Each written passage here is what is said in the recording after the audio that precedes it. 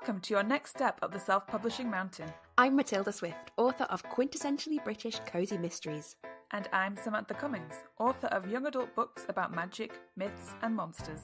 I've written the books, Changed their covers, tweaked their blurbs, tried tools from a dozen ads courses. and I'm still not seeing success. Now, we're working together to plot and plan our way from barely making ends meet to pulling in a living wage. Join us on our journey where we'll be mastering the pen to snag that paycheck. Hello, and welcome to Pen to Paycheck Authors Podcast. I'm Samantha Cummings, here with my co-host Matilda Swift, and we're here to write our way to financial success. We're two indie authors with over a dozen books between us and still a long way to go towards the quit the day job dream. If that sounds familiar, listen along for our mastery through missteps journey. Each week we cover a topic to help along the way, and this week's topic is reading results.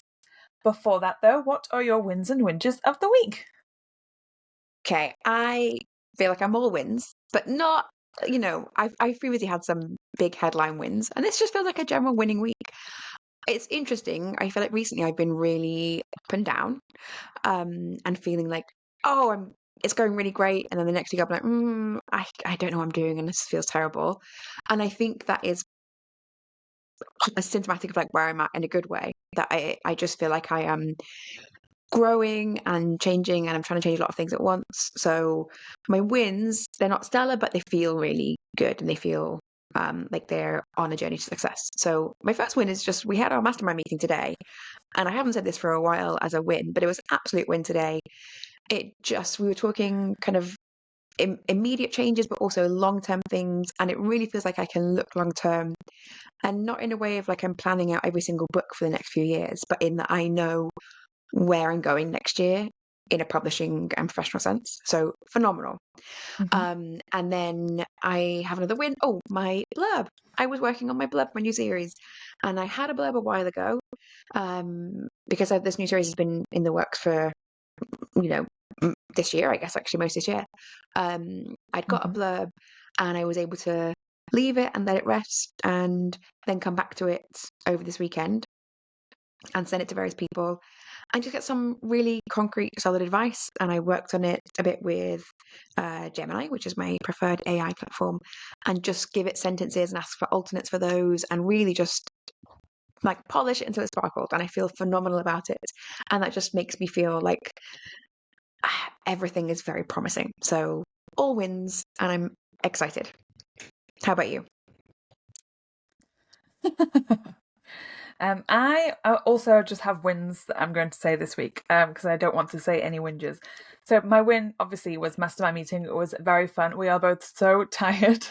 It was just so much mental work, a lot of mental work. But it was, I've come away from it feeling so enthused for the next, even the next few years. Like you say, I don't have solid plans, but I feel like we know where we're going, and it doesn't feel as scary to think about the future anymore. So yeah, I feel that was a great win today. I also have been writing this week, so I had the week off work. I always take the first week of November off because, I don't like it when it starts to get darker, so I just want to stay at home. But I always take it off to start NaNoWriMo. And I did, and it's kind of been a little bit hit and miss just in terms of getting the words down.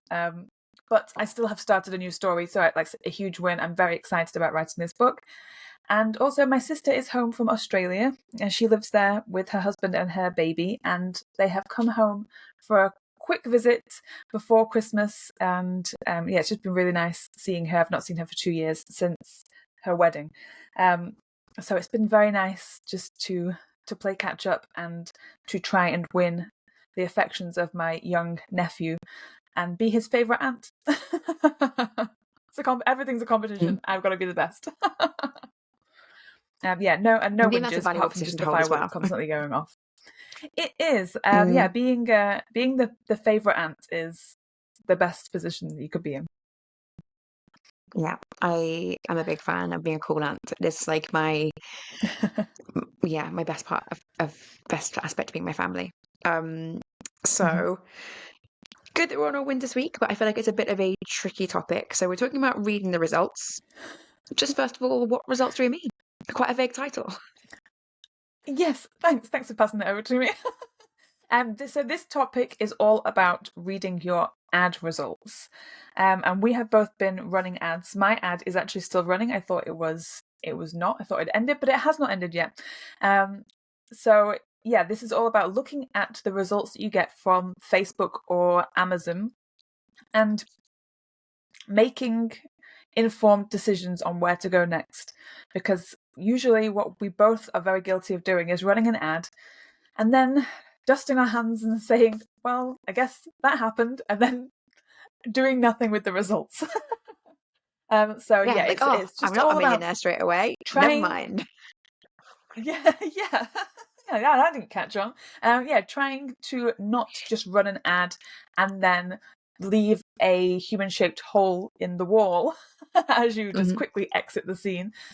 All about trying to gain momentum from what you're doing and always leaving with an action, like a point of action. That's kind of how I'm looking at it. If that sounds what you were thinking as well. Yes. So we have our mastermind meeting today, and in that we quite often talk about this topic of the podcast during the day. And we did talk about today's topic, and I'm going to give my explicit content / extended metaphor warning here, because I think our metaphor that we came up with for this topic today is really helpful. So when we've previously done ads and we've tried them, we've done our due diligence, right? We've followed a process, we've picked a guru and done what they said and done all the steps and made the image and found the best text and done the combinations and looked at the audience and all the things you can do. And then we've set it going and then it hasn't worked. And then you just think, well, if my best possible effort doesn't work, like I should just quit here. That's definitely how I felt. Um, and I was trying to think about comparable things where I feel that same way and maybe how I've got past that. And one issue I have with ads is it just feels like there's so many aspects to it, and I don't know which one is going wrong. Um, and my comparison when we started talking about this was driving. I really hate driving, and everyone always says like, "Oh, just keep driving and get used to it." And that's not true because I have a friend who also hates driving and just kept driving, and she still hates driving. She just has to do it for work. So sucks to be her, and I made the right decision by saying it's not for me. And the thing I hate about driving is I am manually processing every single input, like the navigation, the road conditions, the pedestrians around, the other cars on the road. I have seen too many, if you grew up in the UK, the government put on these very horrible ads where you were haunted by the ghost of the child that you accidentally killed by not paying attention for 5 seconds while you're driving. I was like, I don't want that. I don't want a ghost child under my desk. It seems traumatic. So we're talking about that, and I was like, the ad just kind of feel to me like something like that, where there's just too many facets. And then, like, what would persuade me to drive? Nothing. I just don't drive, and I feel good about that. So that was not a good comparison. And then we're trying to think about other things that we could maybe make the comparison to. And the other thing that we came up with was Rubik's cubes, because a Rubik's cube, Mhm. if you'd never come across one before, like imagine, we're both kids of the 80s, you come across it for the first time, it is the hot new thing, no one else knows how to complete them. Imagine if you're just confronted with a Rubik's Cube and you've got all these squares and you start turning it. And I am someone who I'll start turning it and play around with it. And then I was like, well, I don't know what's happening. Nothing seems to be improving here. I can get a few colors together and then I turn them and it goes wrong. So this just seems like not fun. Pointless, I'll put it down, I'll never come back to it again. I've never in my life solved a Rubik's Cube. And I could now, in contemporary times, look up a YouTube video and learn how to solve it. But what's the point of that? Like, I don't need to solve a Rubik's Cube. And so the idea of the Rubik's Cube felt a bit like ads in that like there's just so many parts to it. And if you're in the situation where Rubik's Cubes have just been invented and you're trying to figure out how to solve it, really the better option is just put it down. It's horrible. Like, and we're trying to think like what would make me want to solve a Rubik's Cube, and the only thing would be is if you solved it, there's something amazing inside, right? And I was like, okay, if I was in that situation where there's something amazing inside the Rubik's Cube, where if I get all the sides lined up, magical, all the colors, I've got through that annoying stage where you've got one side complete and you have to break it all up again to complete the whole cube. And it burst open and something magical popped out, I would absolutely persist with it. And what I would do is I would write things down. I would write down all the steps that I need to go through to solve it. And I would think, okay, here's everything I know about the cube. here's the colours, here's my theories of how they might work, and I would test those theories. And I would succeed. Like, I would persist until I succeeded because there's something magical inside. And I need to treat ads the same way and not think I've got one great strategy, I'm going to test that, and if it doesn't work, I'm putting the cube away forever. Never mind cube, never mind ads. And I need to really, really strategize on this. So that is the extended metaphor that we kind of came up with today. And hopefully, if you're listening, that might, ring true perhaps with like the way you've thought about ads before. I'm sure you've come up with your own tortured metaphor about how this works. But it was really helpful to try and compare it to something and think what stops me and what process would I go through if I were more incentivized to complete it. So that was hopefully helpful. And then we talked about different ads platforms that we were looking at and different ads we were working on. So I'll take a break from talking now. And Sam, if you can, do you want to just tell us a bit about what ads you've run recently and what results you got out of that and how you feel like you're going to maybe change things going forwards? Yeah, so it's funny because the Rubik's Cube and the driving thing, we're both having the same results, but we both have different opinions. So I don't mind driving and I don't mind Rubik's Cubes for the reasons why you hate them. It's like driving for me is like I'm very good at autopilot and I'm very good at taking in a lot of information and then letting my body do what needs to be done. Like and I'm fine with that, and I'm a good driver, and I just go up and down the same road over and over again. It's great. Rubik's Cubes, equally, I'm happy completing one side and not doing the rest. To me, that's a win. Torture. But I know, but I do understand the frustration of not completing the whole thing. So I'll put the Rubik's Cube back on the shelf with just the side that I've solved showing. And I do feel like that still works as a metaphor because I have run or I'm running a Facebook ad right now, and by all like accounts, it looks like it's doing a good job. It's serving, it's getting a good amount of clicks. The click-through rate's good, like the cost per click is good, but I have absolutely no ROI. I'm not getting any sales from it. So that's and I will be honest, I'm not going to lie and say, oh, it's fine, it's all working out, I've done a great job. Like I have done a great job, but not a good enough job. And that's kind of where I'm at right now. And like I said, like the ad is still running, so I have still got about a week or so left of it it's still like learning and doing all the things that Facebook likes to take its time doing. And right now, what I'm trying to think of before it finishes is what am I going to take away from this, other than the fact that it sent people to Amazon and they have not clicked to buy. That is obviously like one hurdle that I don't know how to get over that hurdle. I don't know, like, do I need to change my blurbs again? I don't know. But that's fine. What I'm kind of also thinking is, well, what can I do to make sure Facebook is showing it to people who do buy from Amazon? Because that's in my opinion, the next step back is it's obviously not showing it to the right people. It's showing it to people who click things, no problem, that's great. But it's not showing it to people who click things and buy things. So that is where I'm looking to kind of start my next set of ads is retargeting. So I let Facebook do its own audience and stuff for this ad. And like we're talking about, I'll talk about this today about setting up a bunch of different scenarios that you want to test out, because ads is testing things. I'm going to come up with a list of 10 things to change from this ad and just go through that list as an experiment. Can I maybe change another side of this Rubik's Cube by tweaking this? And I am quite excited to start doing that. And I feel like I have gained something from this ad, even though it's not sales. I feel like I have a piece of a puzzle. But we'll see. But it has spurred me on to try and figure out what the next, rather than just like leaving it and saying, well, that ad didn't work. What's the next step? What's the next thing I can change? I did a bog standard. I can't remember the word. I keep forgetting this word that we talked about when you set the tone. What am I thinking of? What is this word that I keep forgetting? Um, like More about the it. first thing in a test.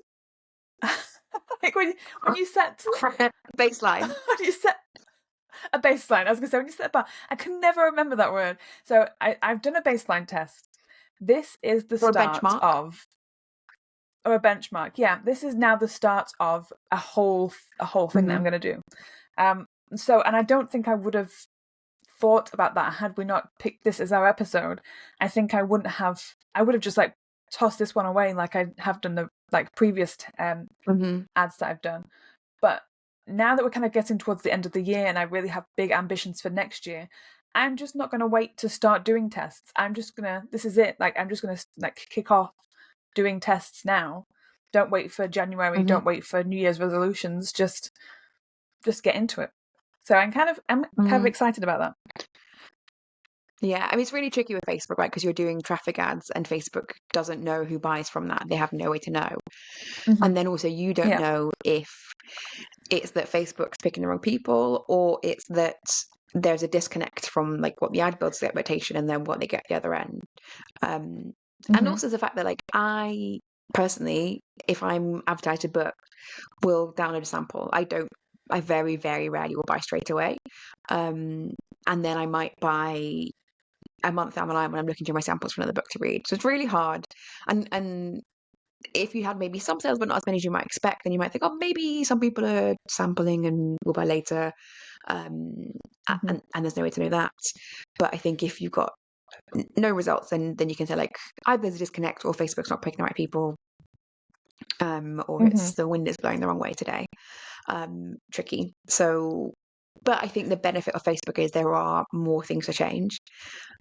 Like I have previously done Facebook ads and tried doing the changes, and what I found really difficult and like honestly I would say like disheartening, I find it really like this isn't something I would want to say about myself. Like I find it really emotionally difficult to do Facebook ads because I like to learn things and then apply the knowledge I've learned. And Facebook will work one way one day and then it will not do the same thing the next day. You're like, but I thought I had learned that and now I don't know what I've learned. And I find that really unpleasant.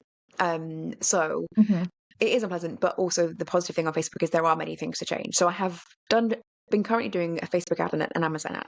I wanted to get a sense of what is worth kind of throwing my time behind. And I felt really confident about doing an Amazon ad, and I don't know why. Absolute delusion, because I ran an Amazon ad over summer and got no results. I was like, I tell you what, let me just try that again. No reason. And I think it's because the series is relatively old and it's had low sales for a while. So Amazon isn't pushing it enough in the right way. So I need to give it some better data from Facebook. And it's interesting and hopefully positive in the long term in that Amazon has actually got lots of impressions. It's giving plenty of impressions. I've had clicks. I'm just not getting sales from those clicks. And I think part of that is that because I wanted to get some good data, I put in a high bid and it's given me clicks from incredibly generic words like mystery books. And it's like, you could be looking for anything if you're looking for a mystery book. Like mine might look interesting, but it's maybe you're not a cozy reader or it's not quite what you're looking for right then. Like it's too broad a term. And so it was an auto ad. And I think for me, I think auto ads are too general and like you can't change a thing. It's definitely it has been useful in that like I have been spurred on to have a look at my blurbs. I have tweaked all my keywords. I have used my my publisher rockets that I have and do very little with to sort out my keywords. That's been positive. But I think if I were going to do more work on Amazon ads, it would be to run a proper ad, not an auto ad, and spend time on keywords. And that's kind of all you can do. So then if that wasn't working, then what else am I trying? So I think that doesn't feel great for me. I want to have process that I can tweak different things and try and read the results and make changes. So I think I am going to stick with Facebook ads. Interestingly, I felt really negative about my Facebook ad campaign recently. So I've been running one low budget just to try and see some things. It has definitely moved my rank. I would say I've had though just like a handful of sales, not enough sales to be worth the price. But and like so that made me feel like, oh gosh, what a waste of money. But actually, like I have found a way to make some sales from absolute strangers who've got no interaction with my work before, presumably. So I didn't build as a lookalike audience. Those people have then gone to buy the book. So I'm doing some things right. I need to do some things better.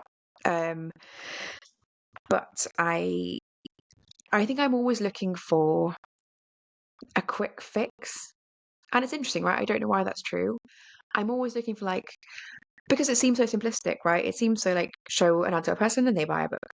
And it does not feel um logical that like if you just maybe change the wording or like the length of the information or a slight placement on a picture, if you change those things, people will spend money in a different way. That does not seem logical. And I'm aware as I say this, there's like a multi-billion-dollar industry built around this.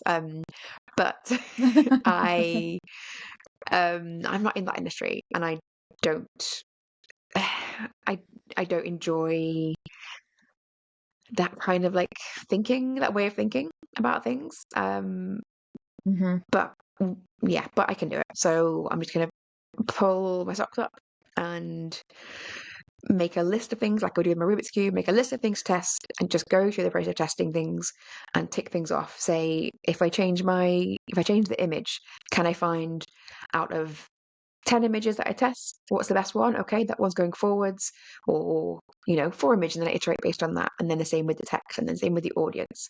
Like all I can do is just keep changing those things bit by bit and allocate some budget to just the testing phase and expect to make no money in this testing period where all I'm doing is trying to improve my own personal skills with Facebook ads. Yes. Yeah, that's exactly how I see it. It's like I already was putting this money for ads into a spending account. Not spending it is not getting me anywhere, so I might as well spend it and at least learn and get the experience and start trying to move the needle a little bit. And I do think that it'll happen. I think if we continuously are doing these ads and looking at the results and making informed decisions like, oh, didn't quite hit the right audience that I was looking for. Like there's way too many, like for me, like even though I tried to stop it from showing it to people in a really older demographic, a lot of the people that were clicking through on mine were like in their 50s and 60s for a couple of weeks. And I was like, why is it showing it to these people when I didn't say that? And I had to go in and like readjust the audience. Just things like that. It's just like learning to look and see and learning what you can tweak whilst an ad's running and learning what you shouldn't tweak whilst an ad's running and you should wait till it's finished to start something new. It is just all a learning experience. And yeah, if we've got the money for it, then we should be spending it. That's how I have to come to look at it. Yeah. And, like worst case scenario, all it's encouraging to do is like really polish up your book product page. It's like Yes. have had another crack at my blurb. I've looked through things. I want to update my A+ content, which is like a relatively minor thing, but I just threw it up when A+ content first started. I was like, I wanted to try this and see what happens. I think I could have much better A+ content now. Now I've got Canva Pro, very excitingly. Yeah, I love that. Yeah, there sounds like I do on that. Yeah. And it's not like to make a big difference, but it's forcing I think that's the thing about ads, right? It's like nothing makes a big difference. That is what I find frustrating about it. Nothing is like, aha, I have clicked and found it. Everything makes a small difference. Which is, much like the Rubik's Cube. It's very frustrating. You're doing like one square at a time. I don't enjoy that. But I will do it. I like it because I do like the challenge. I do like, and even though I don't believe that I will ever solve a Rubik's Cube without cheating, I really don't think I'll do it without looking it up. We have a Rubik's Cube in the living room and I still almost every day will pick it up and be like, today's the day. And I'll twist it a few times. But if you... Nope, today's not the day. You're not magically able to do Rubik's Cubes. That's how I approached ads before. They were just like, do I magically know how to do ads today? No. But a Rubik's Cube, the thing about it is, like I was saying, I don't care about solving it unless there's something magical going to come out of the inside of it. Mm. If you knew inside that Rubik's Cube there was a key to a pot of gold, would you spend the time to try and like to properly sit down and solve it? I would never put the Rubik's Cube down. Yeah. But I do like I like the satisfaction. I can't wait to solve one and be able to tell people that I did it. Yeah, I'm so like You are not gloaty trying to and solve it. You're just twiddling it. no, but I know that like I know that I'm not going to solve the Rubik's Cube. I know it, but the reason I keep like picking it up is because I know that if I did solve it, it would be great. But It's I'm not going to do interesting it by that the though, way right? I Because was like you're doing it. taking the you're taking the like monkeys and typewriters approach, which I think is also my approach to like ads. It's just like Yeah. if I just keep putting ads and then putting an image and maybe some text, Yeah. somehow I'll write Shakespeare. And that's Mhm. not even vaguely true. And I think I just have No. taken that approach. And I'm not that's exaggerating, right? I've never just sat there and like, let me just put some images up and some text. Like I have read Mal Cooper's book. I have looked at the Matt Holmes course. I've done all the things. I think I've even done from like the whatever the SPS one was. I've done a lot of different ads things, and I've just been like, I'll try a bit of that. So I'm like a slightly Mm. smart monkey who like maybe knows the alphabet, and it's just like, oh, I know what I'm pressing.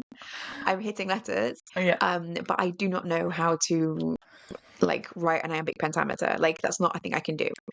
And I would have to sit down and really consciously learn it. I'd maybe have to at least read a few books, of other Shakespeare works before I tried to accidentally write Hamlet. So Mhm. yeah, and I don't really know what's stopped me in the past. But I think part of it is that I haven't felt incentivized enough, right? It hasn't. I haven't necessarily believed in my bones that like if I worked hard on ads, I would sell my book. That is like a true and difficult to confront with like thing to think about my previous efforts. It's that I haven't felt like there is a thing inside the Rubik's Cube. I have felt like I am being forced to try and do a Rubik's Cube, and I can't do Rubik's Cubes because some mean teacher is like looking over my shoulder saying everyone has to do a Rubik's Cube, and that's not the attitude to take. And I definitely feel better. I know last week I felt really down about like the prospects in my book, and that's part of like feeling up and down. And I think on this podcast what I really try to do is like honestly capture my emotional state, not because it's necessarily just helpful to me, though I think it is always helpful to articulate where you're at, because you can't really like you can't manage what you don't measure. And I think lying to myself about like, "Oh, I'm loving this journey, all parts of it are great." So I think part of it is like it does help me, but part of it is also I think there's so much of a like sometimes toxic positivity in self-publishing about like if you just keep trying you will definitely make it, and it's like that's not true, right? There is that's not, it's not a lie, but it's an oversimplified way of looking at things that fundamentally isn't true. It's so simplified it becomes untrue. And I think it is important to say last week I felt really disheartened, and I found it hard emotionally to like have enough faith in my books to want to work on the things I need to work on. This week I feel much better, and nothing has particularly changed between these 2 weeks. That is just like some weeks you feel great, some weeks you feel not so great. And I would say this like meeting with you every week forces me to push through those negative times and keep trying Yeah. rather than like let that sink and sink and sink as I think I've done in the past. And then just stop looking at things. And definitely ads, I feel like I need more positivity than I necessarily have in isolation. And it really helps to be able to bounce that off you and kind of get some positivity back, and have you also ask realistic questions. Like a couple of weeks ago, you were asking like, are your books like objectively worse than other cozies. It's like, no, I just feel bad about them right now. Like, yeah, I know they're not, but at the same time, yes, they're worse. No, it's a struggle Yeah. because in order to do ads, you have to really build up a resilience. But like you do with everything in the publishing industry, it's all about resilience. It's like when you get knocked down because your ad hasn't delivered and you've not made any sales, like how long are you going to let that hold you down before you get up and you go, well, I'll try it again. And not everybody is predisposed, yeah, that's the word, to get back up. And when they've had, like, when something doesn't go their way, and I know you've said this, if you're not good at something, you don't think you should bother trying to do it. And I think that's why we work so well together, is that you go at things with such such intent, that you put so much thought behind stuff and you do all the research, and that's great and that gets you so far, and then when it doesn't work you feel like bummed out. And I go at things like a Tasmanian devil, and it's not so well thought out, but I get back up a little bit quicker. And that's where we balance each other out. Yeah, I think I really have to believe something is possible for it to put effort into it. And then when I do, I'm like a dog with a bone. I'm like, if I can do it, I will do it. Like one day I will be flying. Again, we've talked about this before. One day I will fly. Yeah. I believe I can do it, so I will just do that. Whereas it's a lot of things that come together with like ads. Is like, it's not just about the ad itself and like it's hard to make ads work. It's also in the self-belief, which I've been working on a lot this year. Like you have to believe that it's worth spending money on your books, because people will want to read them. And when you have like two difficult things going together, like having to believe in your books and believe in your ability to do ads, both those things are hard to believe.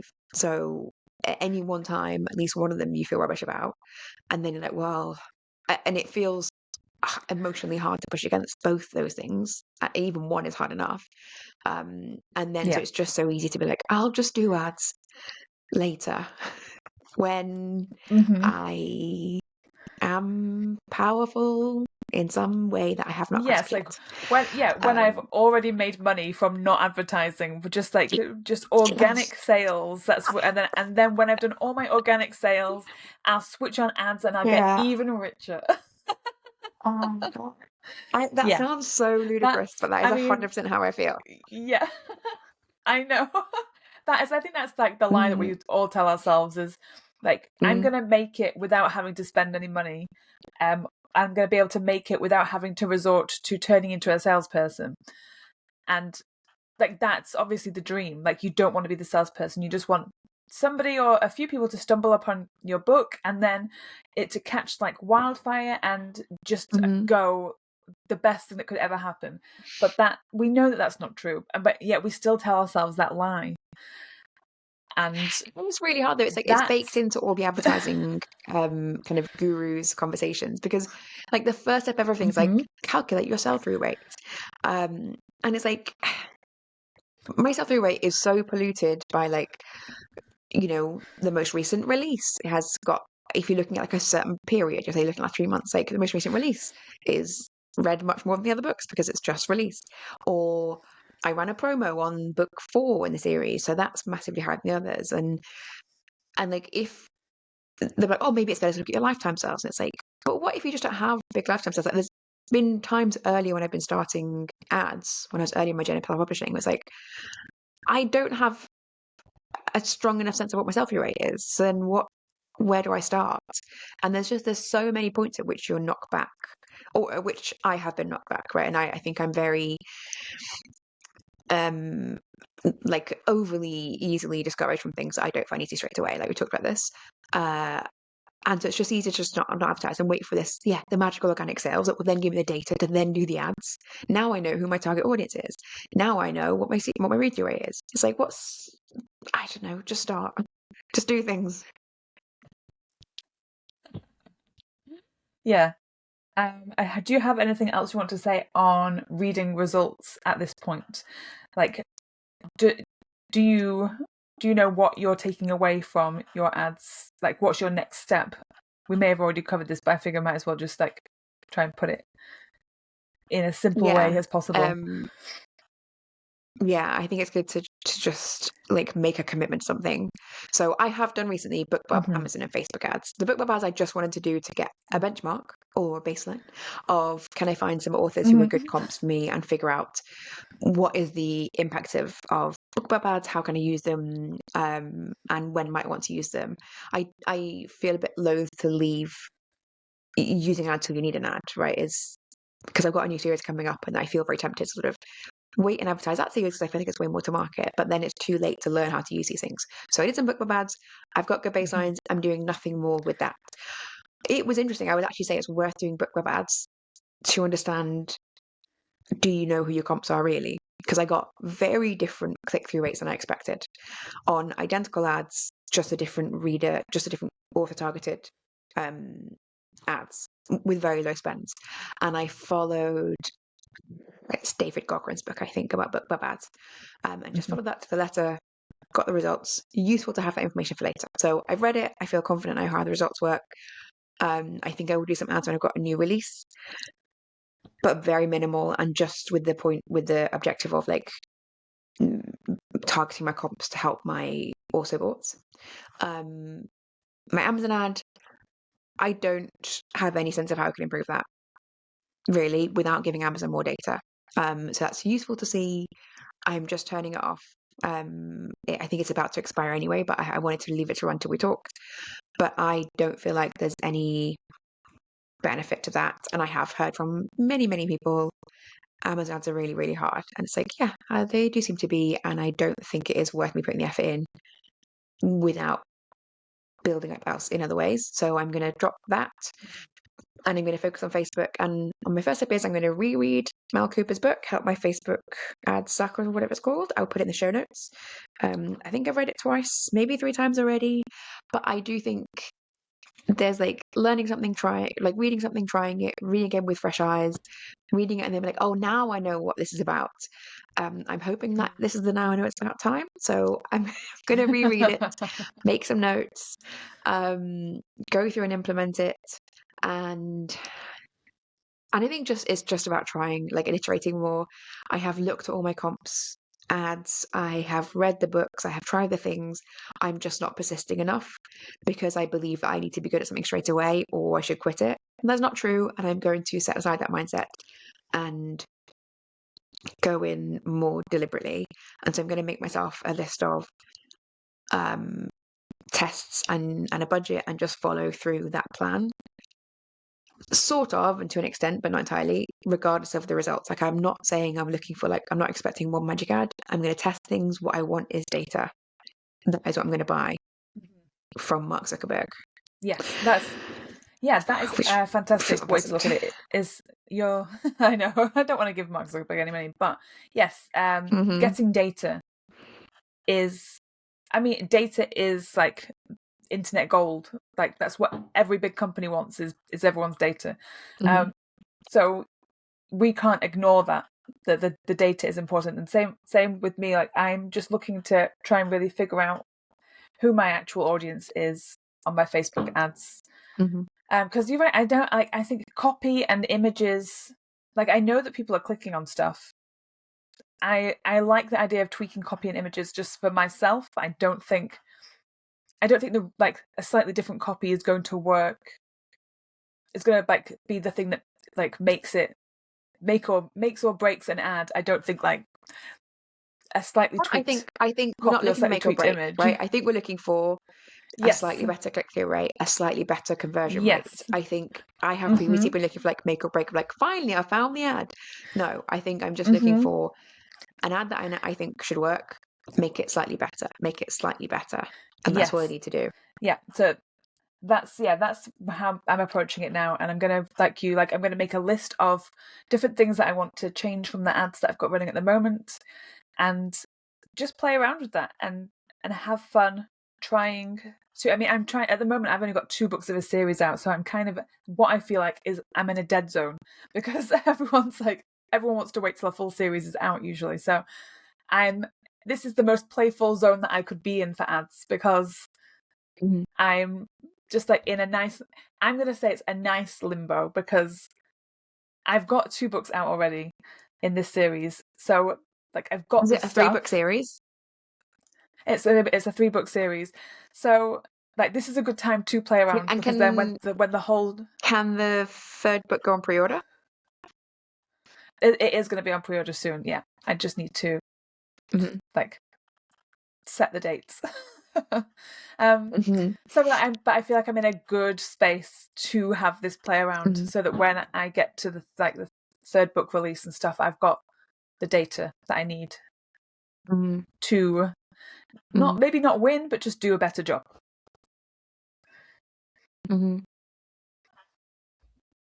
This all sounds very positive. I know. I hope I remain this positive, and that I do not come back in a week and like, I've tried so many things and nothing's working and I hate this. It can't be that I'm the only person who cannot make Facebook ads work, right? I'm not No, like you're not. uniquely stupid in this area, so I will make it work. Yeah, there's only up. We can only go up. Right, so for next week's topic, we are finishing off this series that we've called Putting Your Money Where Your Mouth Is, and the next episode is about trusting your own decisions. Do you have any thoughts on this right now? Yes, in the notes that I have on this from when we discussed it originally, it says in brackets Facebook ads. So I think we put this as the next episode in order to not come back next week and say, you know what, I tried it and I hate it, never mind. Is that Yes. I think by next week I want to have a full list of my tests that I want to run and have set up some tests and started running and got results. And I think I also want to decide how much money specifically to put into this. Like I don't know why I never. This is, talked about this before. Like I'm always trying to be like, I'll just spend the amount of money that I don't notice myself losing. Therefore, it's like free money. And so I spend like a small amount every day on Facebook. That's minuscule. But why? Why? Because I think my books aren't worth more, which is pointless. So I'm going to set myself a budget, a testing budget. I'm going to set myself an overall budget and divide it into days. And I want to have that done by next week and commit to that in order to then like just make sure I'm going to see it through. So that I think will not feel comfortable or easy, but I am going to do that. How about you? Yeah. Well, I have a budget for my ads, and it's not a huge budget, but it's the only kind of amount that I can comfortably spend on it right now because I'm just doing a terrible job with money right now. Fun. But at the same. It's not next true. Week I want you to just talk have... today about like your money. I know it's not really true. It's getting out of I'm doing a good job of. I'm finally doing a good job of being an adult. Like I go through phases, and I've just gone through a really good phase of like reining in loads of stuff. So I am by next week definitely going to have a list of at least 5 next steps for my ads, and I'm going to set dates that I'm going to do them, and I'm going to put them in my planner. Rather than like writing my planner, like start a Facebook ad, I'm going to actually have in my planner start Facebook ad for, and then have like a campaign, a campaign name, and a very clear task that I want to achieve. So by next week, I'm going to do that, and then I will feel confident in that I have kind of set myself up for some sort of success. For loads of success. Fingers I'm crossed. feeling confident. loads of success. Okay, yes. And we will trust every decision we make, and everything will turn out okay. Fantastically. Well, I think that brings us to the end of this episode. Thank you to everybody who's tuned in. Don't forget to subscribe. Tell your friends, tell your family, tell your pets. Shout it out of your window right now. Everyone's already used to all the banging of fireworks, so you might as well add to the noise and and tell everyone what you're listening to. And you will hear from us next week. So goodbye. Goodbye. You've been listening to Pen to Paycheck Authors. Stay tuned for our next episode, and don't forget to subscribe to learn how to write your way to financial success.